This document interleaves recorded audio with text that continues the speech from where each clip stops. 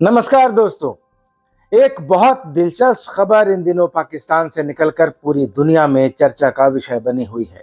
पाकिस्तान के लाहौर में करीब 30 साल बाद इस्लामी नाम हटाकर फिर से एक बार हिंदू नाम वापस लाए जा रहे हैं। जी हाँ दोस्तों, आपने बिल्कुल सही सुना। और सबसे दिलचस्प बात यह है कि यह फैसला किसी हिंदू संगठन ने नहीं किया है, बल्कि पाकिस्तान के पंजाब प्रांत के मुख्यमंत्री मरियम नवाज की सरकार ने लिया है। और अब सवाल उठता है कि आखिर ऐसा क्या हुआ कि पाकिस्तान को अपने ही शहरों की पुरानी पहचान याद आने लगी। क्या यह सिर्फ नाम बदलने भर की कवायद है, या पाकिस्तान धीरे धीरे यह मान रहा है कि इतिहास को मिटाया नहीं जा सकता। दोस्तों, आज की यह कहानी सिर्फ लाहौर की नहीं है। ये कहानी है इतिहास की, विभाजन की और उस सांस्कृतिक विरासत की जिसे मिटाने की कोशिश तो हुई, लेकिन जो लोगों की जुबान से और यादों से कभी मिट नहीं पाया। दरअसल लाहौर, जो आज पाकिस्तान का दूसरा सबसे बड़ा शहर है, वो कभी हिंदू और सिखों की सांस्कृतिक राजधानी हुआ करता था। अमृतसर से सिर्फ 50 किलोमीटर दूर पार्टीशन से पहले वहां मंदिर थे, गुरुद्वारे थे और जैन धर्म से जुड़े ऐतिहासिक स्थल थे। और बड़े बड़े कारोबारी परिवार हिंदू और सिख समुदाय से आते थे। कहा तो यहाँ तक जाता है कि एक दौर में बनारस से भी ज्यादा मंदिर लाहौर में हुआ करते थे।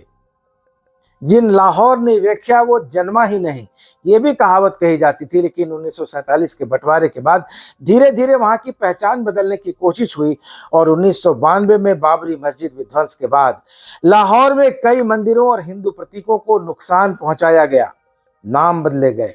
और यही वो दौर था जब लक्ष्मी चौक मौलाना जफर चौक बना दिया गया, कृष्णा नगर इस्लामपुरा बना, संत नगर सुन्नत नगर बन गया और जैन मंदिर चौक का नाम बदलकर बाबरी मस्जिद चौक रख दिया गया। लेकिन अब करीब 3 दशक के बाद पाकिस्तान सरकार खुद उन पुराने नामों को वापस ला रही है और यही खबर पूरी दुनिया में चर्चा का विषय बनी हुई है।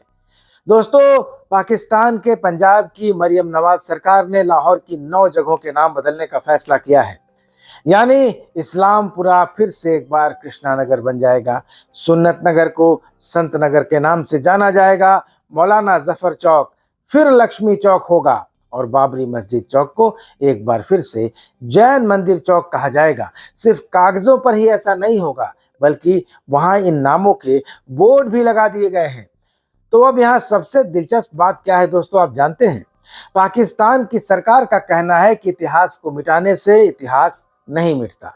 यानी वही पाकिस्तान जिसने दशकों तक अपनी किताबों में इतिहास बदला, गलत इतिहास पढ़ाया, अब वही पाकिस्तान कह रहा है कि इन शहरों की मूल पहचान वापस लानी चाहिए। लेकिन दोस्तों, इस पूरी कहानी का सबसे बड़ा ट्विस्ट अभी बाकी है। असल में लाहौर में रहने वाले लोग आज भी इन जगहों के पुराने नाम ही बोलते थे। यानी लोग मौलाना जफर चौक नहीं बोला करते थे, आज भी उस जगह को लक्ष्मी चौक ही कहते हैं। इसी तरह बाबरी मस्जिद चौक नहीं कहा जाता, आज भी इसको जैन मंदिर चौक ही कहा जाता है। कृष्णा नगर अभी भी लोगों की जुबान पर कृष्णा नगर ही था, इसका कोई दूसरा नाम जो रखा गया था वो नहीं था। यानी सरकारें नाम बदलती रहीं, लेकिन जनता ने इन जगहों को अपनी यादों से नहीं मिटाया। और शायद यही वजह है कि पाकिस्तान सरकार को आखिरकार मानना पड़ा कि कागज पर इतिहास बदल सकता है, लेकिन लोगों की स्मृति में, लोगों की यादों में इसको नहीं बदला जा सकता। अब जरा लाहौर का एक दिलचस्प सच सुन लीजिए। क्या आप जानते हैं कि लाहौर का संबंध भगवान श्री राम से भी जोड़ा जाता है? कहा जाता है कि भगवान राम के 2 पुत्र जो थे, लव और कुश, उनमें लव ने इस शहर को बसाया था और इसलिए इसका प्राचीन नाम लवपुर या लौहपुर माना जाता है। और आज भी लाहौर किले के पास लव से जुड़ा एक प्राचीन मंदिर मौजूद बताया जाता है।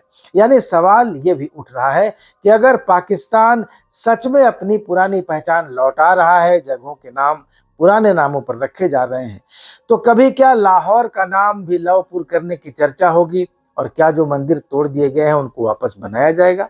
हालांकि ये फिलहाल कल्पना जैसा लगता है, लेकिन जिस देश में कृष्णा नगर वापस आ सकता है, वहां इतिहास की बहस अब और गहरी हो सकती है। लेकिन दोस्तों, लाहौर का रिश्ता सिर्फ हिंदू इतिहास से नहीं है, सिख इतिहास से भी बेहद गहरा है।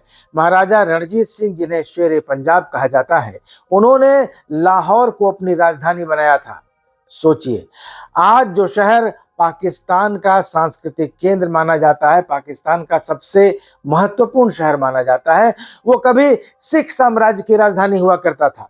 इतिहासकार बताते हैं कि पार्टीशन के समय लाहौर की करीब 36% बड़ी संपत्तियां हिंदुओं और सिखों की थी, यानी 1/3 से ज्यादा। महाराजा रणजीत सिंह का जन्म स्थान भी लाहौर में मौजूद था, लेकिन पार्टीशन के बाद उस ऐतिहासिक स्थान को बदलकर वहां पुलिस स्टेशन बना दिया गया। कहा जाता है कि जहां कभी धार्मिक ग्रंथ रखे जाते थे, बाद में वहां पुलिस अधिकारियों के कमरे बना दिए गए। हालांकि बाद में जब भारत से प्रतिनिधिमंडल जाया करते थे, डेलीगेशन जाया करते थे, तो उन्होंने मांग कई बार की पाकिस्तान सरकार से कि इसको बाद में ऐतिहासिक धरोहर के रूप में संरक्षित किया जाए। और दोस्तों, अब जरा लाहौर से जुड़ा एक और दिलचस्प किस्सा आपको मैं बताता हूँ।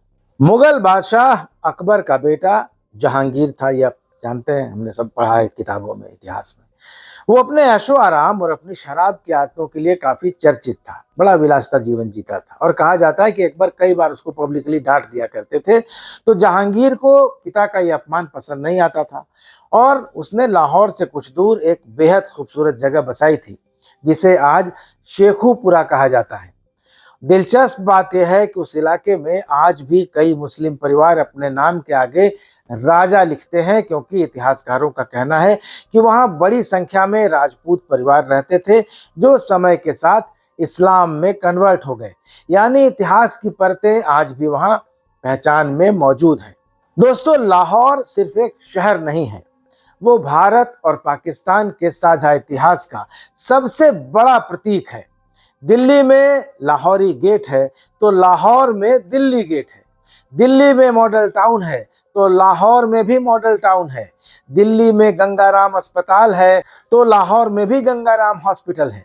इतनी समानताएं हैं कि लगता है जैसे पार्टीशन ने सिर्फ नक्शा बांटा है, इतिहास नहीं बांटा। और अब एक बेहद चौंकाने वाला तथ्य बताता हूं आपको। पार्टीशन के समय लाहौर पाकिस्तान में कैसे चला गया, जबकि ये हिंदू बहुलता वाला शहर था। उस दौर में लाहौर की 36% बड़ी संपत्तियां हिंदुओं और सिखों की थी।